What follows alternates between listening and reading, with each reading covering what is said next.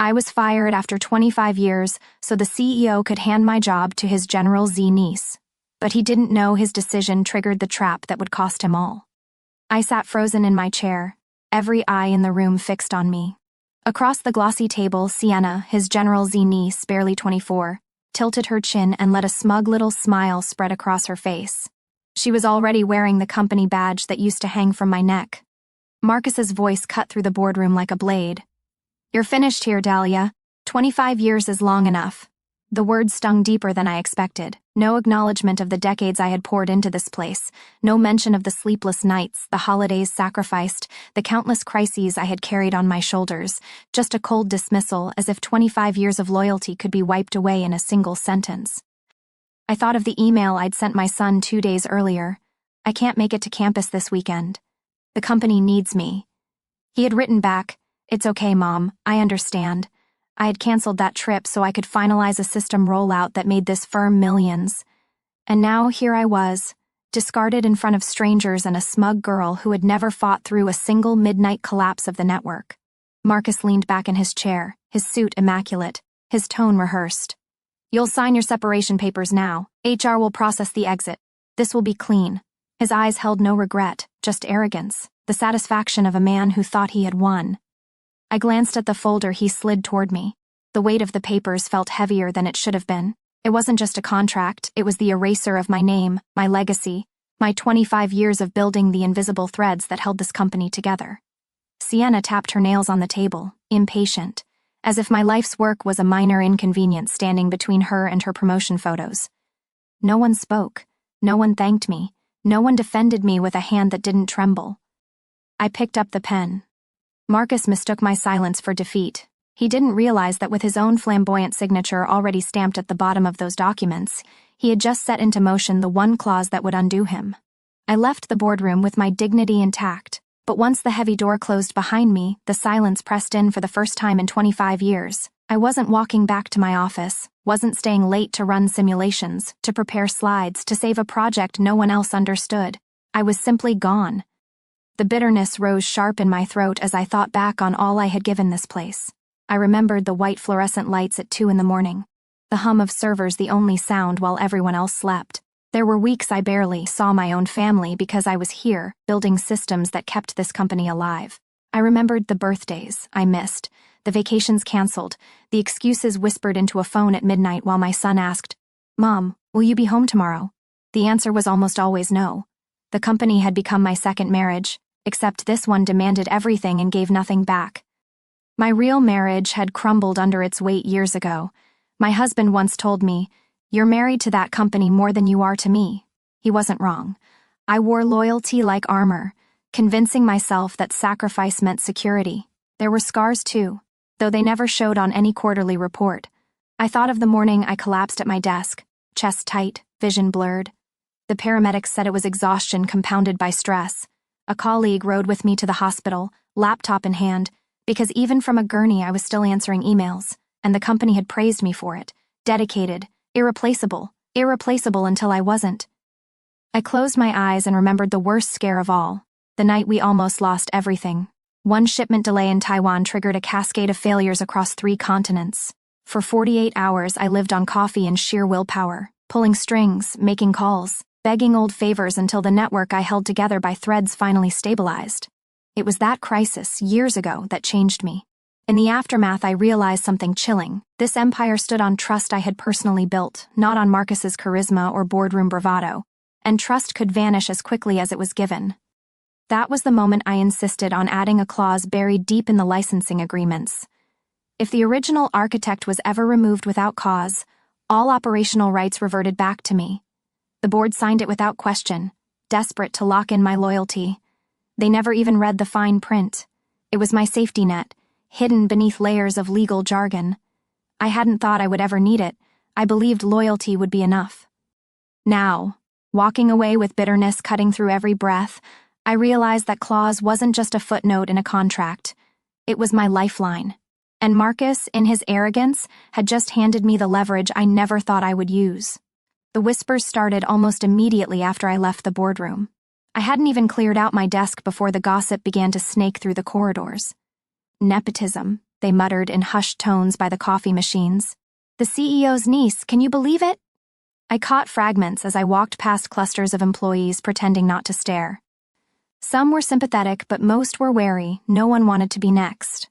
And then there was Sienna, the new face of Veritex. She walked the halls like she already owned them, her glossy heels clicking on the tile. I watched her from a distance, still lingering around the office in those last hours, tying up loose ends. She entered her first strategy meeting with Marcus trailing behind her like a proud father. But when she opened her mouth, the mask slipped. She used technical terms out of context, confusing cloud redundancy with server mirroring, and at one point suggested uploading patents to the blockchain to protect them. The room fell into an awkward silence. Senior engineers shifted in their seats, glancing at each other with disbelief. I felt my fists tighten under the table. 25 years of precise language, of hard-earned credibility, and here was a child playing CEO's assistant, speaking in buzzwords she barely understood. My face betrayed nothing, but inside the anger coiled tighter. Later that day, her Instagram post circulated among employees. A selfie in the executive suite, captioned, "Work hard, play harder, running billion-dollar projects before 25. My throat burned with the injustice. I thought of the countless nights I'd slept in that same office chair, too exhausted to drive home, and now the same chair was a photo prop, a backdrop for hashtags. Still, I stayed silent, rage pressed at the edges of my composure, but silence was my shield. I wasn't going to give Marcus the satisfaction of seeing me break. I let them believe I was gone quietly, watching as arrogance bloomed unchecked in the space I had once filled with discipline and grit. As I slipped into the elevator, my phone buzzed. A message lit up the screen from an old colleague who had been with me since the early days. "She won't last a month. Everyone can see it." For the first time that day, I let the corner of my mouth lift. It wasn't joy, not yet. It was recognition, the quiet confirmation that I wasn't alone. Others saw the cracks forming. They saw what Marcus refused to see. You cannot replace 25 years of sweat, scars, and sacrifice with a surname and a smile. I tucked the phone back into my pocket and walked out of the building. My anger was still there, sharp and alive, but beneath it pulsed something stronger, patience. I didn't need to explode now. The collapse would come, and when it did, I would be ready. I packed my desk slowly. Each item was a reminder of the years I had poured into this company. The framed photo of my son, taken when he was just a boy in Little League, now grown and in college, the worn leather notebook filled with sketches of systems that had turned into patents worth billions, even the half-dead plant by the window. A survivor of endless nights I spent hunched over spreadsheets instead of at home. Every object carried a story, but none of them earned me a thank you. Colleagues drifted by, their eyes flickering toward me with the same mixture of pity and fear. Some murmured quick goodbyes, voices thick with unease, as if acknowledging me too warmly might mark them next for exile. Others simply avoided my gaze, focusing intently on their screens while sneaking glances at my emptying shelves. It was the look people give at funerals, the uneasy relief that it isn't them in the casket. I offered them a small, practiced smile, a calm mask that hid the storm beneath. Let them think I was broken, defeated, resigned. In truth, I felt steadier than I had in years, because while Marcus and Sienna strutted around with their borrowed confidence, I knew the truth. The company's lifeline still ran through me. The supply chain, the 17 international partners, the intricate agreements that bound them together. Those threads were mine, and no smirk or signature could erase that. As I closed the final drawer, I slid my badge into my pocket. It was just a piece of plastic, yet it had opened doors others couldn't even see. I traced the edges with my thumb, thinking of how many nights it had beeped green at 2 a.m. while I rushed in to save a failing launch. Today would be the last time it passed through the scanner, or so they believed. Walking through the open office, I felt the weight of eyes on my back. To them, I was a ghost already. But ghosts have power, don't they? Silent, unseen, yet capable of freezing the blood of those who thought themselves untouchable. I reached the lobby turnstiles and pressed my badge against the scanner. A sharp beep sounded, and on the screen in bold green letters appeared, "Access granted." For a split second, I nearly laughed. The system still recognized me as essential. They hadn't cut me off. Marcus, in his arrogance, hadn't even bothered to confirm that the foundations he so carelessly discarded were actually gone. I stepped out into the sunlight, the doors sliding closed behind me. To anyone watching, I was just another fired employee leaving with her box of belongings. But inside, calm as a blade hidden in velvet, I carried the quiet certainty that the story wasn't over. The morning after my exit, I woke earlier than usual, the habit of decades refusing to release me. For the first time in years, there was no commute, no stack of reports waiting on my desk. Instead, I poured a cup of coffee and sat by the window, the city stirring to life below me. I should have felt empty. Instead, I felt a sharp electric anticipation humming beneath my skin. At 9 sharp, the first crack appeared. A partner in Germany halted a critical shipment of specialized processors. The message was blunt, clinical, and unmistakable: license inactive. Original architect required. I could picture the scene unfolding inside the executive wing without being there. Marcus would be pacing, face flushed with anger, barking orders at assistants who had no answers. Sienna would be scrolling frantically through old files, cheeks burning as she tried to mask her confusion. The arrogance of yesterday's smirk would dissolve the moment she realized the system wasn't impressed by her hashtags. For me, it was a moment of pure quiet satisfaction. Not gloating, not revenge. Just the validation of a truth I had always known. They could take my office, my badge, my title, but the lifelines of this company were tied to me and me alone. By mid-morning, the whispers had already spread through the building. Former colleagues texted me fragments of hallway chatter. They're saying without Dahlia, no one knows what to do. Sienna just froze in the meeting. She couldn't explain the protocols. The pitying glances that followed me out yesterday had shifted into something else entirely: doubt in the new regime. And then, as if fate itself wanted to stoke the fire, an email pinged in my inbox from a logistics coordinator in Singapore, mistakenly copying me on a chain meant for Marcus. The subject line made my lips curve into a slow smile: escalation, supply chain collapse risk. I scrolled through the thread. Each line confirmed what I already knew. Delays cascaded from Germany. Singapore hesitated to move shipments without validation. Canada requested immediate clarification. The entire network I had stitched together, relationship by relationship, was tightening like a net, and Marcus had no idea how to loosen it. I leaned back in my chair, sipping my coffee, the bitterness softened by satisfaction. Yesterday they had looked at me like a relic, disposable and outdated. Today, less than 24 hours later, the company was already unraveling in my absence. No one on the outside knew yet. To the public, Veritech still looked stable, gleaming, unstoppable. But I could feel it, the ground shifting, the cracks widening, and with every passing hour the weight of silence pressed heavier on Marcus's shoulders. I closed the email and set my cup down gently, savoring the moment. They thought I was gone. In truth, I had never been more present. By the following morning, the ripples had become waves. Germany's refusal had been the first crack, but now the entire foundation was shaking. Singapore froze all logistics clearance, citing the same condition: license inactive. Original architect required. Within hours, Canada followed suit, canceling a scheduled shipment worth millions. And one by one, all 17 international partners, the arteries of the Veritech's empire, sent nearly identical responses. The message was unmistakable: without me, nothing moved. Inside the building, chaos reigned. Reports later filtered back to me, assistants sprinting down hallways, phones ringing without pause, meetings stretching late into the night with no progress. The arrogance that had filled the boardroom the day I was dismissed had evaporated, replaced with panic. Yet Marcus still clung to his delusion of control, his voice echoing through conference rooms as he demanded results no one could deliver. And then came the false hope. In the middle of a particularly frantic morning, Sienna stood up in front of the executive team with a polished slide deck. She spoke with the practiced enthusiasm of someone who had never weathered a true crisis. "We've identified the problem," she declared, flashing a smile meant for cameras though no cameras were present. "It's a technical glitch in the contract database. Our legal team is confident we can override it. We'll have operations back online within hours." For a brief moment the illusion worked. The board members clapped hesitantly, desperate for anything that sounded like control. The stock price even ticked upward that afternoon, a fragile heartbeat suggesting recovery. Marcus allowed himself a smirk, leaning back in his chair as though the nightmare had been nothing more than a passing storm. But storms don't vanish when someone declares them over. That evening the system spoke for itself. A synchronized cascade of messages hit every node across the global network: contract invalid, original architect missing. Every partner, every supplier, every logistical hub displayed the same unambiguous phrase: The false hope shattered instantly. Calls dropped, screens froze, and the stock, which had briefly rallied, plummeted even harder than before.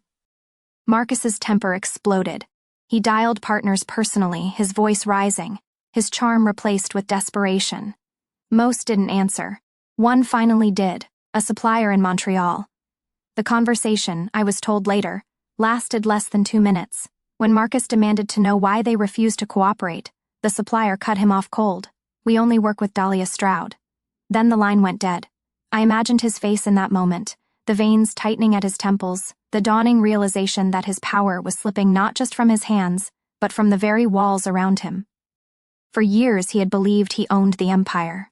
Now he was discovering it had never truly been his. It had always been mine.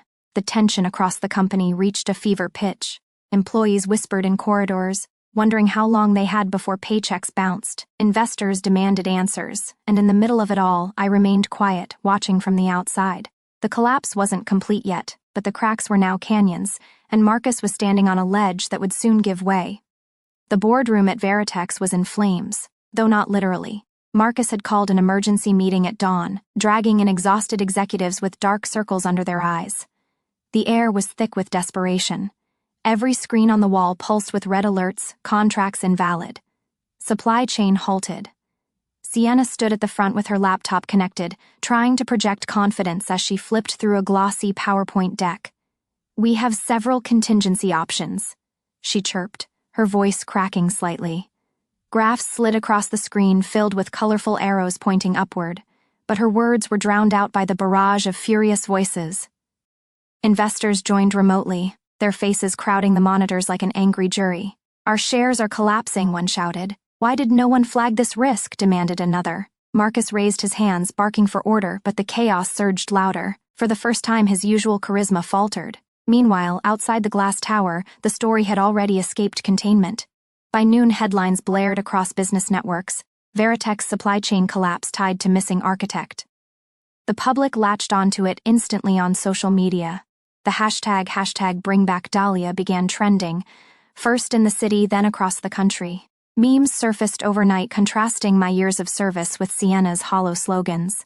One particularly brutal post quoted her Instagram selfie, "Work hard, play harder," overlaid on a plummeting stock chart. Employees added fuel of their own. On LinkedIn, an anonymous account posted, "This company fired the wrong person. Without Dahlia, nothing works." The post went viral among industry professionals, gathering thousands of comments in hours. The company's carefully constructed facade of confidence was crumbling in full public view. And where was I?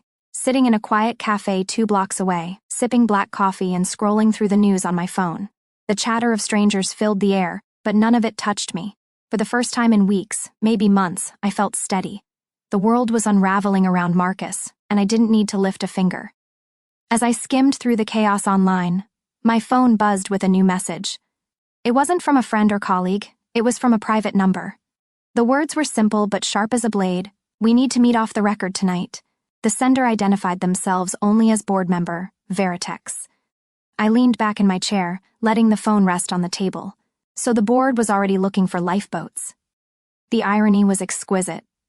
They had allowed Marcus to discard me without a second thought, and now, not even a week later, they were reaching out in secret, hoping the woman they had dismissed could save them.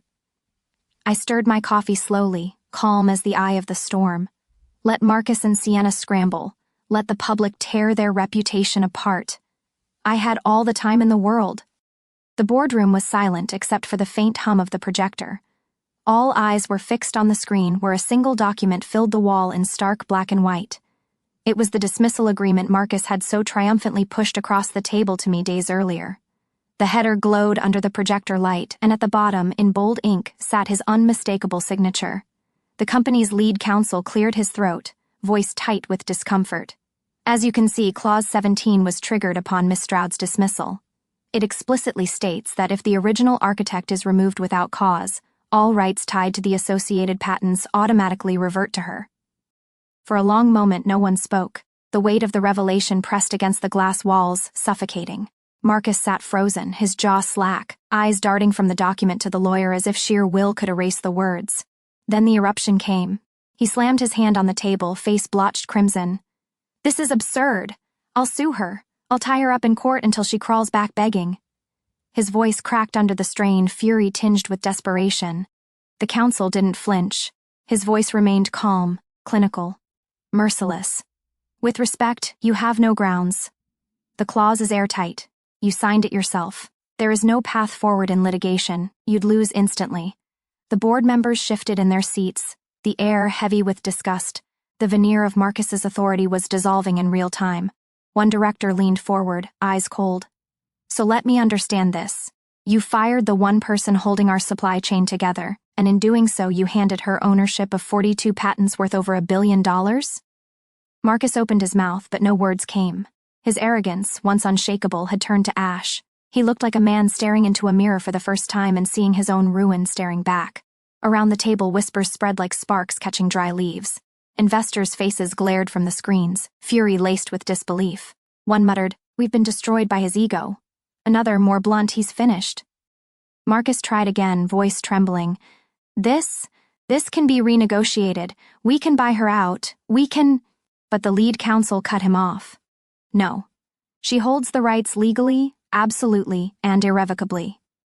You signed the document, Mr. Aldrin. It's binding."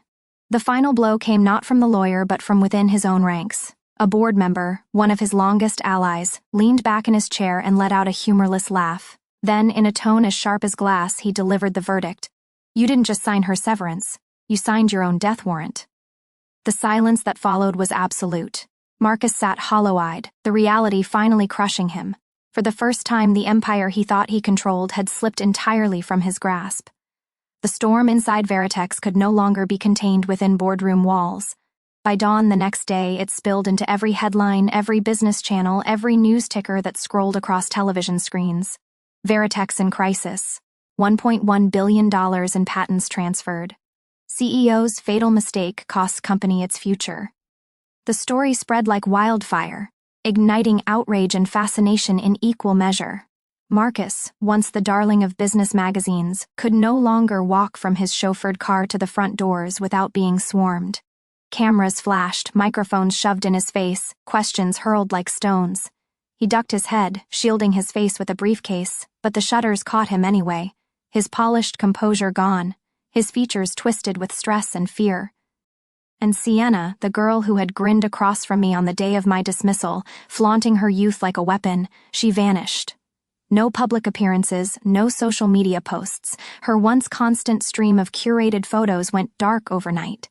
It was as if she had been erased as swiftly as she had been installed. Inside the company, the collapse accelerated. HR offices were flooded with resignation letters, some typed in cold precision, others handwritten, scrawled in anger and grief. "I will not serve under failed leadership." This company betrayed its own architect. By the end of the week, entire departments were operating at half capacity. The exodus was a quiet protest, but one that spoke louder than any headline. Meanwhile, the public turned me into an unlikely symbol. One network replayed the security footage of me leaving the building with my box of belongings, calm, composed, silent. The anchor's voiceover called it the walk of quiet power. Viewers latched onto it, sharing the clip across platforms. Strangers I had never met wrote messages of solidarity. "This is what dignity looks like." They underestimated the wrong woman. For Marcus, the humiliation only deepened. At a hastily arranged press conference, sweat beaded his temples as he tried to deflect responsibility. Reporters shouted over one another, their voices rising like a storm. Then came the question that broke whatever illusion of control he had left. "Mr. Aldrin," one journalist barked, "are you aware that the $1.1 billion portfolio of patents now belongs entirely to Dahlia Stroud?" The room fell into stunned silence.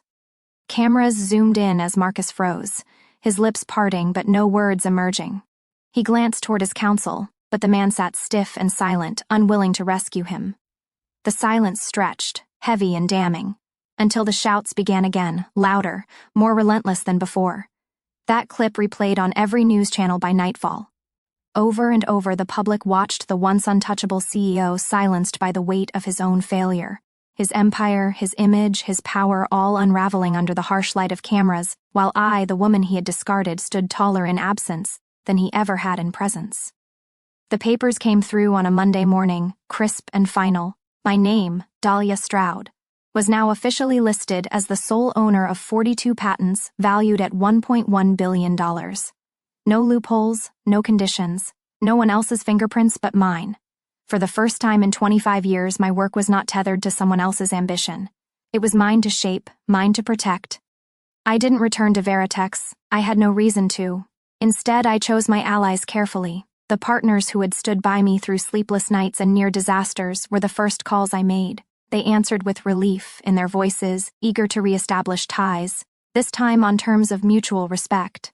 Within weeks, I opened a modest but bright office downtown. The walls were still bare, but the air was alive with possibility. It wasn't about grandeur. It was about freedom. On my desk sat a small wooden plaque, freshly engraved, Chief Architect, Dahlia Stroud. The title was more than recognition. It was a declaration that I had survived betrayal and reclaimed my worth. As I placed it in the center of the desk, my hand brushed against the old watch strapped to my wrist. It had been a gift from Marcus when I first joined, back when promises of loyalty still felt unbreakable. I unclasped it slowly, laid it beside the plaque, and left it there, a relic of a past I no longer carried. The twist came quietly, like opportunity often does. An international conglomerate approached me with an offer to serve as a global advisor, overseeing innovation strategies across multiple industries. It was a position higher than anything I had ever imagined, a role that carried influence far beyond the narrow walls I had once been confined to. I accepted, not for power, but for the chance to ensure that no one else would ever be erased the way I had been. By Friday, Marcus was forced to resign. His empire collapsed under the weight of his arrogance while mine was just beginning to rise. Sometimes justice doesn't roar, it whispers. It comes in steady steps, in quiet exits, and in the calm certainty of truth revealed.